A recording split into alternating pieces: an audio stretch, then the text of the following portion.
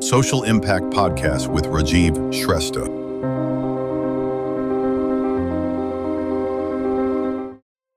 मेरो नाम सेन्से पेमा भएबा हजुर सर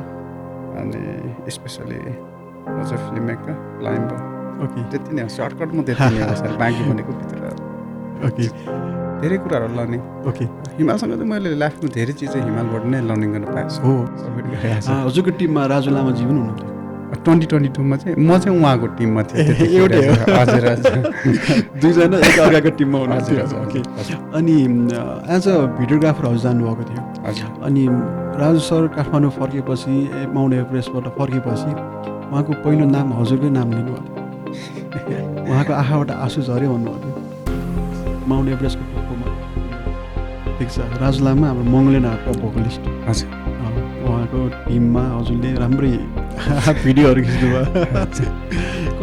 कस्तो हुन्छ सर भिडियोग्राफी हामी अब एउटा सामान बोकेर जान त कति गाह्रो हुन्छ यता नजिकको डाँडामा होइन हजुर त त्यत्रो हेभी भिडियो एउटा क्यामेरा बोकेर निस्किनु भएको छ नि त भिडियोग्राफीको लागि कतिको हेभी कतिको फिजिकल टर्चर हुन्छ सर त्यो अगाडि नै मैले 2-3 वर्ष अगाडिदेखि नै प्रिपरेसन गरेर हुन्छु हजुर त्यसले गर्दाखेरि फिजिकलमा त छैन मेन भनेको चाहिँ हिमालमा चाहिने भनेको तपाईँको मेन्टली हो स्पेसली तपाईँ मेन्टली प्रिपेयर हुनुभयो भने यो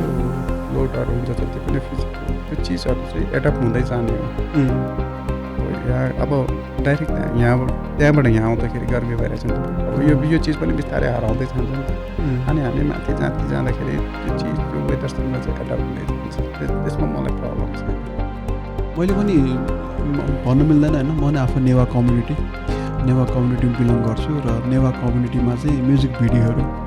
पुरानै तरिकाको अहिले पनि छ कि अनि अब तामाङ सेलो पनि त्यस्तै छ नि त एउटै किसिमको मात्रै छ नि त अनि अहिले हजुरहरू आउनु भएपछि नयाँ युवाहरू अलिक चेन्ज भएको देख्छु मैले नेवा कम्युनिटीमा नि भर्खर मात्रै हेर्नुहुन्छ नि पल्सा हाम्रो ठमेलको एउटा क्लबमा चाहिँ नाचिरहेछ ऐला ऐला ऐला गरेर त्यो भनेको त फ्युजन भयो नि त पल्सा हाम्रो नेपाली इन्डस्ट्रीको राम्रो कलाकार नेवारी गीतमा नाचिराख्नु भएको छ त्यो एउटा फ्युजन गरेछ अस्ति भर्खरै त्यसै गरेर हजुरको मैले युट्युबमा नि 2-3 वटा भिडियोहरू हेरेँ त्यसलाई चाहिँ बुझ्दा चाहिँ अहिलेको अवस्थामा मार्केट चाहिँ